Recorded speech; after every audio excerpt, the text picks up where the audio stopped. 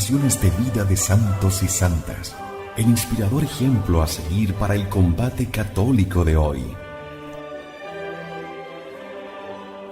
Le invitamos a conservar la doctrina católica y la verdad depositada por nuestro Señor Jesucristo.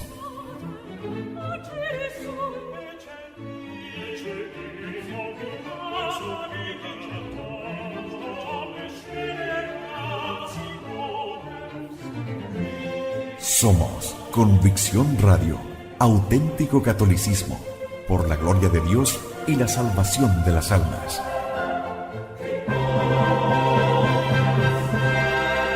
Convicción Radio.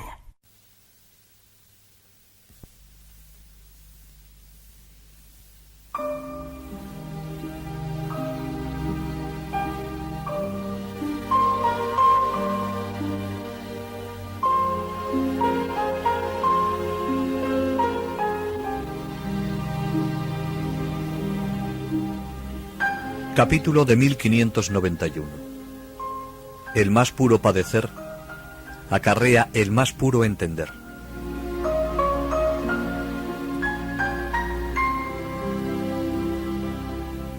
La hostilidad entre el padre Doria y el padre Gracián es ya manifiesta. El padre Doria consigue que el cardenal de Lisboa retire su protección al padre Gracián. Le llamará a Madrid y nombrará un tribunal que lo juzgue, en el que intervendrán jueces de fuera de la orden. Juan de la Cruz se disciplina sangrientamente y, aunque no es defensor ciego de Gracián, intercede en su favor al vicario general. Juan de la Cruz siempre amó y veneró la persona del padre Gracián, por las grandes prendas que Dios le había dado, y por los incomparables servicios que había hecho a la religión. Pero nunca aprobó sus llanezas. Ahora le aconseja silenciosa paciencia, y al padre Doria mansedumbre y misericordia. Pero ninguno le atiende. Gracián dirá que no debe dejarse condenar sin culpa y quedar infamado para toda la vida, perdiendo el fruto que podía hacer en la Iglesia con mis talentos. Y sabiendo cómo sé por teología que es pecado mortal dejarse un hombre público que está obligado a volver por su honra. No es esa la doctrina de Juan de la Cruz. Él dice: déjate enseñar, déjate mandar, déjate sujetar y despreciar, y serás perfecto. El padre Doria se endurecerá al ver la postura de Juan de la Cruz. Este no estaba de acuerdo de que estos negocios se ventilasen fuera de la religión. El oleaje de iras que expulsó de los descalzos al padre Gracián envolverá al superior de Segovia con la misma vehemencia, pero sirvió únicamente para poner más en alto su limpia y depurada caridad. Estas cosas, decía él, no las hacen los hombres, sino Dios, que sabe lo que nos conviene. Desde esta perspectiva teologal, vivirá todos estos dolorosos acontecimientos.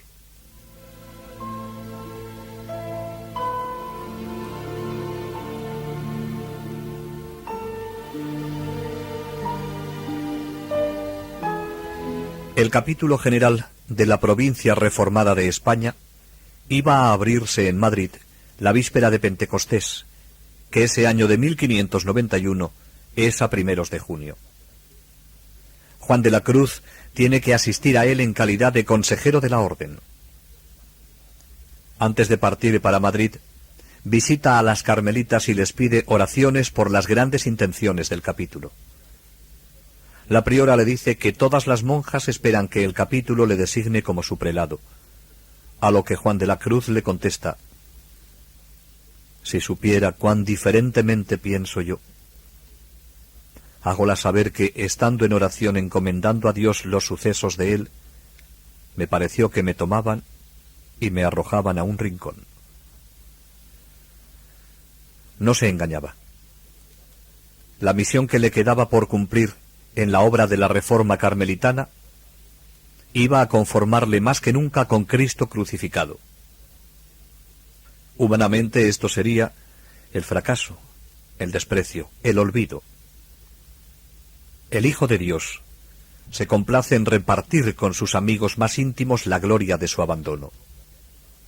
Prolonga de alguna manera su pasión en la vida de sus santos, en proporción de la parte que les pide que tomen con él en la obra redentora.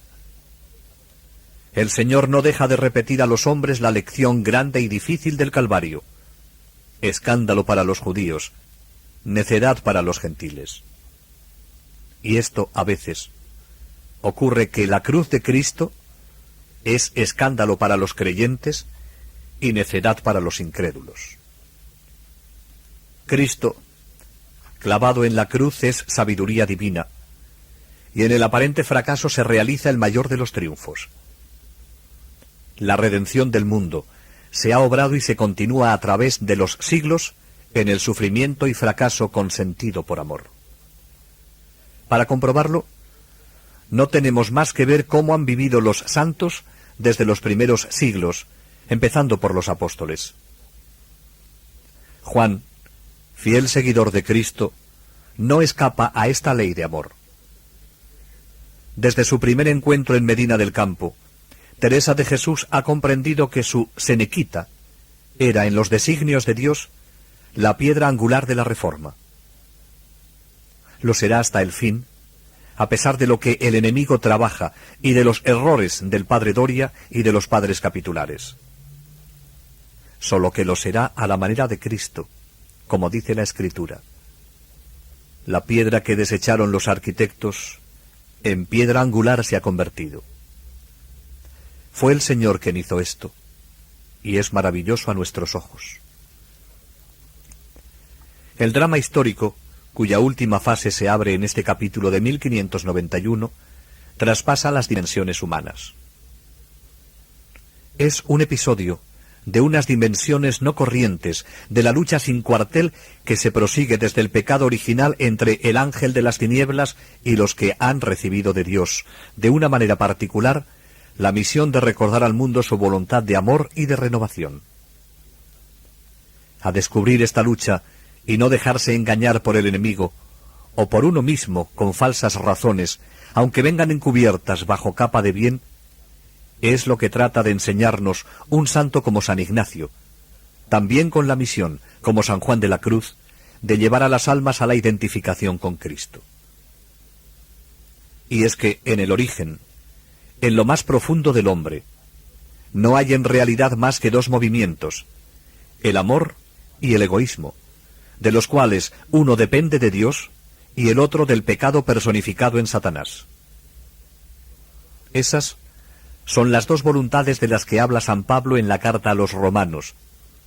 Es el espíritu y la carne, en sentido escriturístico y patrístico. La intervención de los espíritus buenos y malos en la trama total de nuestra vida es un hecho que pertenece sencillamente a la doctrina católica y tiene aplicación especialísima y muy inmediata en toda la presente economía del orden sobrenatural. En esta lucha, el hombre mismo ha de intervenir, ha de seguir y someterse a unos espíritus, y ha de resistir o rechazar a otros o huir de ellos.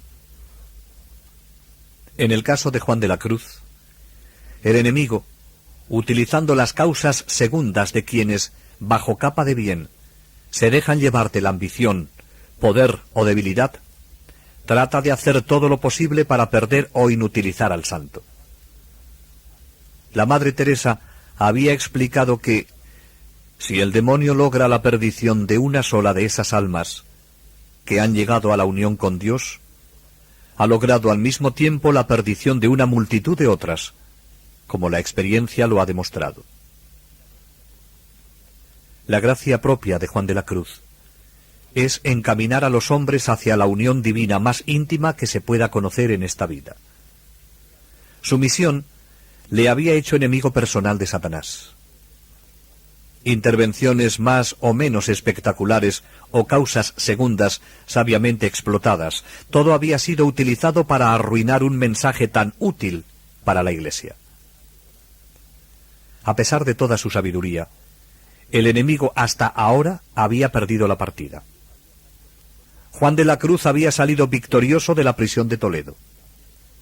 Lejos de aniquilarle, la prueba había hecho de él un maestro incomparable de la vida espiritual. Ha escrito sus grandes obras fijando para las generaciones futuras una doctrina luminosa y fecunda de la que el Papa Pío XI declara: el código y la guía del alma fiel, deseosa de llegar a una vida más perfecta. Seguramente que el vicario general no se había tomado tiempo para leer los manuscritos de Juan de la Cruz. Sin embargo, desde el primer libro de la subida al Monte Carmelo, hubiera encontrado preciosos avisos.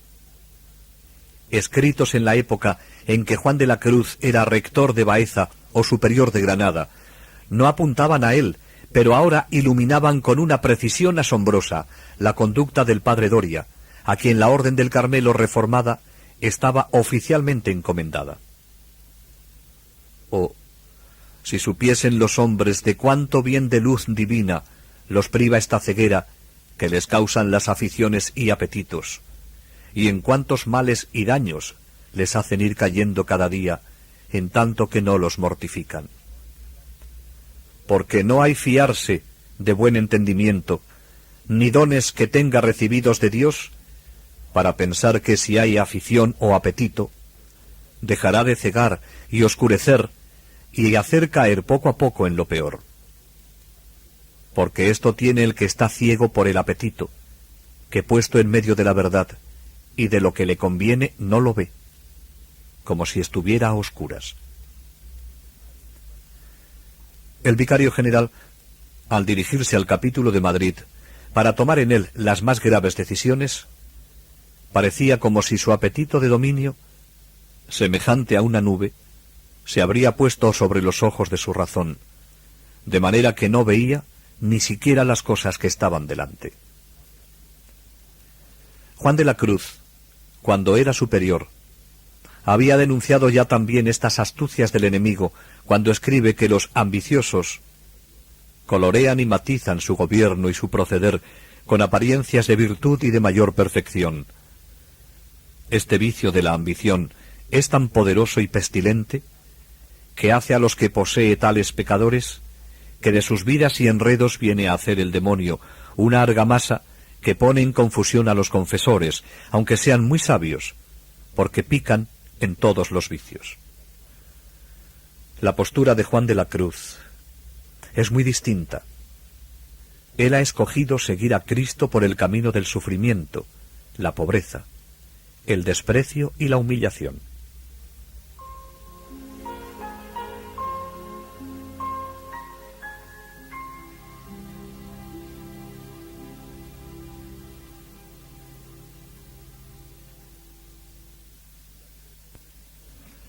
Las divergencias entre el padre Doria y Juan de la Cruz estaban bastante claras.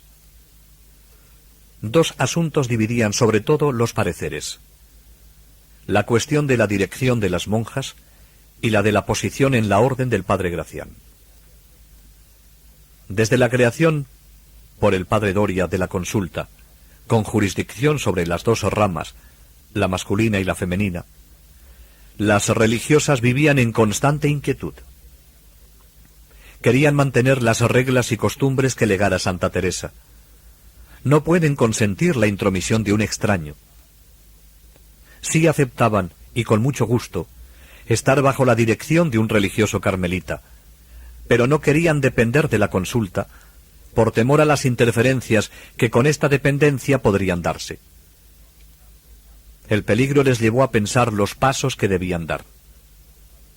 Obtenido el permiso del padre Doria, aunque sin explicarle detalladamente sus intenciones, recurren a Roma para obtener un decreto que prohíba cualquier modificación de su regla. El Papa Sixto V concede el breve con fecha 5 de junio de 1590. Y la ejecución del breve se la encomienda a dos comisarios ajenos a la orden. El padre Doria tomó muy a mal estas gestiones. Antes que el breve pontificio llegara a Madrid, él, que en nada se descuidaba, preparaba su actuación. El padre Doria estaba resuelto a imponer a los capitulares, en nombre mismo de la perfección de la observancia regular, las decisiones irrevocables que le había dictado su autoritarismo.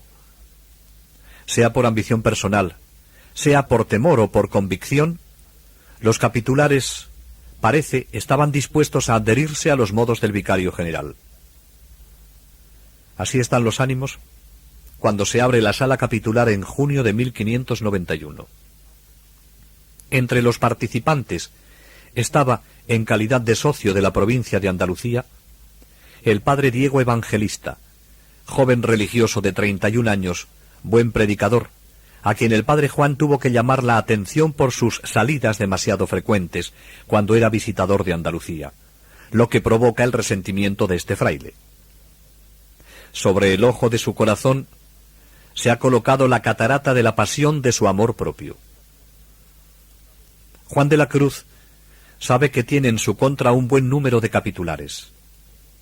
Sabe también que muchos no estaban de acuerdo, como él, con la forma de llevar las cosas el padre Doria, pero estaban dispuestos a votar como él indicara.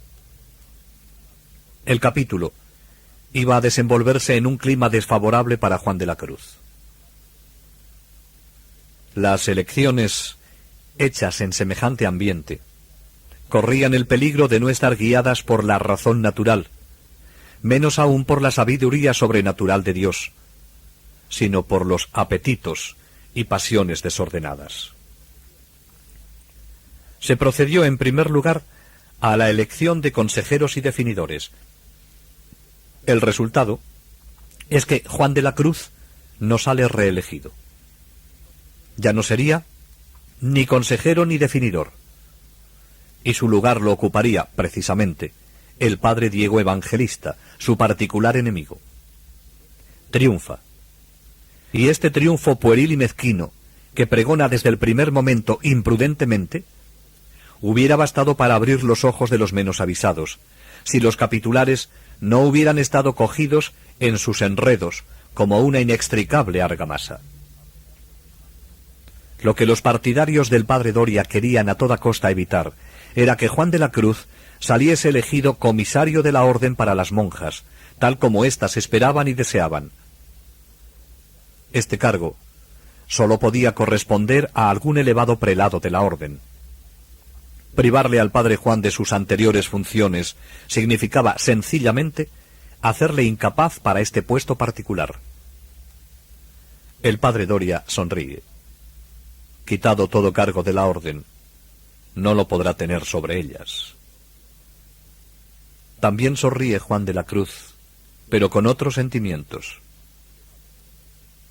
El más puro padecer trae y acarrea el más puro entender. Entiende el santo que es Dios mismo quien le quiere alejar de estos apasionamientos humanos. En las sesiones siguientes se trata de las dos cuestiones pendientes sobre el padre Gracián y el breve que las monjas han conseguido de Roma para obtener la confirmación de las constituciones de Santa Teresa y el nombramiento de un prelado que fuera el único encargado de las carmelitas reformadas. Juan de la Cruz, libre de toda pasión, sabe que tiene que actuar movido por los intereses de la orden. Ninguna pasión en él, sino únicamente el celo de la casa del Señor. Liberado de todo lo que no es Dios, no desearía nada más para él, ni temería nada más. Los que le conocían bien dicen: nunca fue hombre de clases ni de partidos, ni intrigó para obtener algún cargo. Estaba enteramente libre de ambición. Por eso nunca se dejó guiar por sentimientos humanos. Y otro insiste: los consejos contrarios no podían desviarle de ese camino, ni impedir que dijera con toda libertad lo que pensaba. Esta seguridad le venía de la profunda luz interior que Dios le daba sobre su divina voluntad. Esta actitud, únicamente sobrenatural, era como un reproche vivo para los religiosos que se dejan arrastrar por sus pasiones. Necesariamente tenía que sacudir a algunos capitulares. Al padre Doria le irritó que Juan de la Cruz saliera en defensa del padre Gracián. El vicario general se atrincheraba tras el celo de la observancia para continuar censurando al gobierno pasado del padre Gracián, y tenía pensado intentar contra él un proceso judicial público en el que se verían mezclados hombres seglares extraños a la orden. Juan de la Cruz sabe que el gobierno del padre Gracián ha tenido sus fallos, pero no está de acuerdo en la postura del padre Doria y así se lo manifestó. En cuanto al problema con las monjas por haber obtenido el breve de Roma, en una de esas decisiones autoritarias que el vicario general empleaba, dijo que la orden se desentendiera de manera absoluta del gobierno de las monjas, tanto en lo espiritual como en lo temporal. Así quedarían libres de la autoridad de la consulta. Juan de la Cruz no puede aceptar semejante decisión. Él lo considera no sólo una injusticia, sino traicionar la confianza de la madre fundadora. Ellas no quieren dejar la orden. No es justo que la orden las deje a ellas. Juan tiene razón, pero ha dictado su propia sentencia. Solo consiguió la resolución del padre Doria de mantenerlo alejado de todo cargo y de toda dignidad en la orden.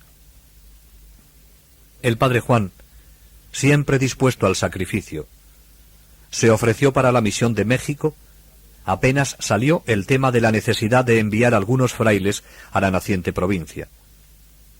Su ofrecimiento es aceptado.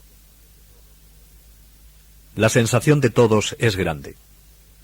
El vicario general se afirma satisfecho. Los frailes callan cautelosos. Las monjas se estremecen doloridas. El santo paladea una paz de paraíso y vive lo que escribe. No pienses que el agradar a Dios esté tanto en obrar mucho como en obrar con buena voluntad, sin propiedad ni respetos. De él nadie puede escuchar ni una protesta, ni despecho, ni amargura. No hay más que paz y amor.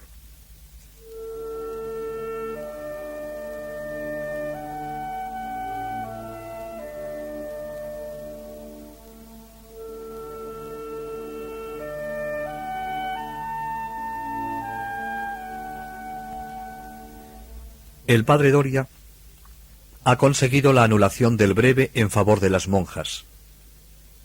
Ya no tiene objeto la eliminación de Juan de la Cruz y pensó en ponerlo de nuevo de superior de Segovia.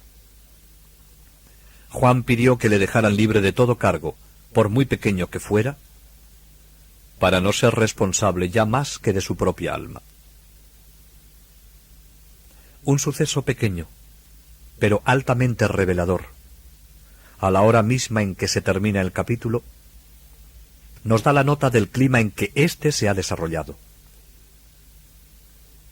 Un recreo reúne en el convento a los religiosos de la comunidad y algunos padres capitulares que van a partir de nuevo para sus destinos. Son momentos de sano descanso, intercambio fraternal de ideas en el que ya no entran los debates capitulares.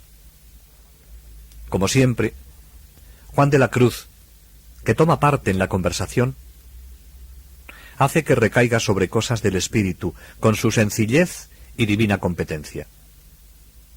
Su irradiación es tal que la comunidad permanece pendiente de sus labios. Diego Evangelista está presente. Esta atención que todos los frailes prestan todavía, a pesar de todo, al padre Juan, a quien considera como un rival, le pone fuera de sí. Usando de su nueva autoridad, le manda con malos modos y palabras de desprecio que se calle. Sin una palabra, sin un reflejo de impaciencia, el que fue provincial, definidor y consejero en la consulta, obedeció y se calló. Con naturalidad, aplica aquí el principio que él ha dado a los que gobernaba hace poco. Vela en no mirar la condición de vuestro superior, ni en su modo, ni en sus trazas, ni en otras maneras de proceder suyas, porque te harás tanto daño que vendrás a trocar la obediencia de divina en humana, moviéndote o no moviéndote, sólo por los modos que vieres visibles en el prelado, y no por Dios invisible, a quien sirves en él.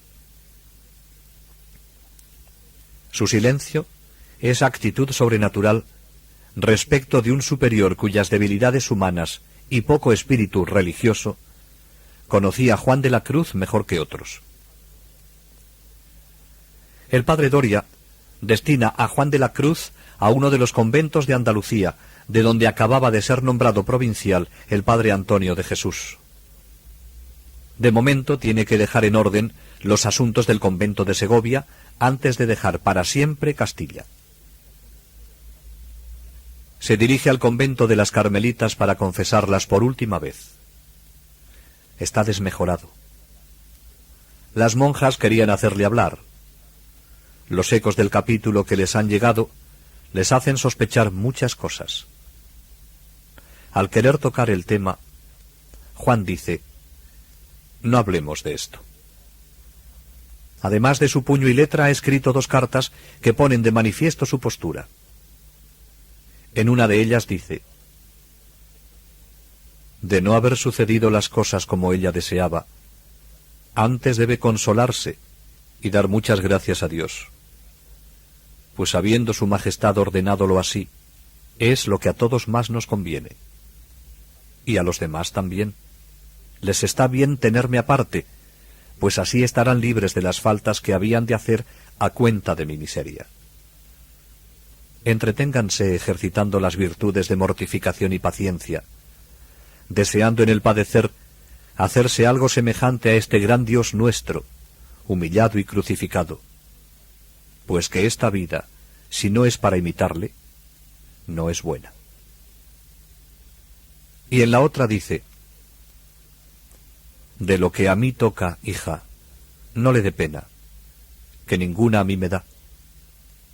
De lo que la tengo muy grande, de que se eche la culpa a quien no la tiene, porque estas cosas no las hacen los hombres, sino Dios, que sabe lo que nos conviene, y las ordena para nuestro bien.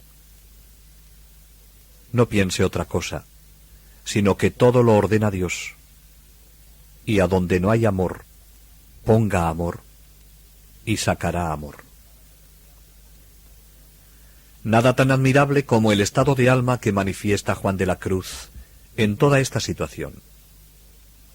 Se eleva inmediatamente por encima de los acontecimientos. Sabe que el amor es el comienzo y el fin de todas las cosas, que lo que interesa es saber verlo en ellas, y que derramándolo por donde vayamos, lo encontraremos. Un compañero de religión cuenta que aquellos negros días salió con él a distraerse un poco por el campo. Juan de la Cruz no hizo ninguna alusión a su situación. Viendo el verdor dorado de un remanso solitario, le invitó: vámonos por esto, que no está pisado, que no ha pasado por aquí nadie que haya ofendido a Dios. Pronto se despedirá de Madrid, Segovia. Le llega el momento de beber el cáliz, y lo hace con tanto valor y con tanta abnegación y con tan gran amor por la cruz, que la Iglesia, en la oración que pone en su fiesta, nos insiste en estas 2 virtudes. La renuncia evangélica, base de toda su enseñanza mística, no la ha predicado sólo para los demás. Es la expresión de su vida, y esto no sólo lo vemos en la petición dirigida al Cristo de Segovia, sino también en su manera de aceptar las persecuciones de las que va a ser víctima. Parece que lee el porvenir. Tal es su estado de ánimo cuando dice adiós a su convento de Segovia, su austera celda con su ventana al jardín, la cueva donde gustaba de hacer oración, en la parte de los terrenos del convento al Cristo con la cruz que le habló, al oratorio del convento y, sobre todo, a sus queridos hermanos en religión, que nunca podrían olvidar sus palabras y sus ejemplos. Su corazón experimenta nostalgia y paz, una paz muy grande.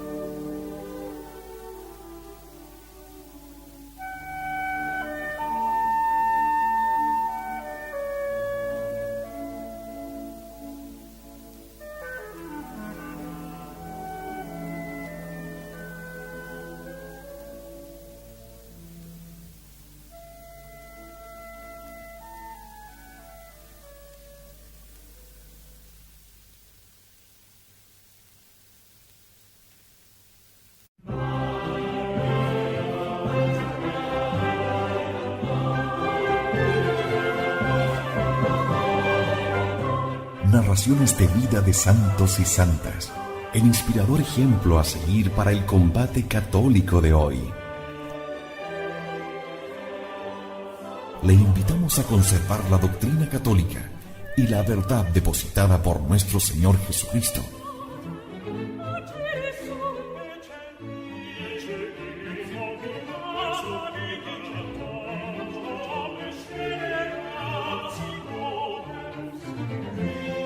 Somos Convicción Radio, auténtico catolicismo, por la gloria de Dios y la salvación de las almas.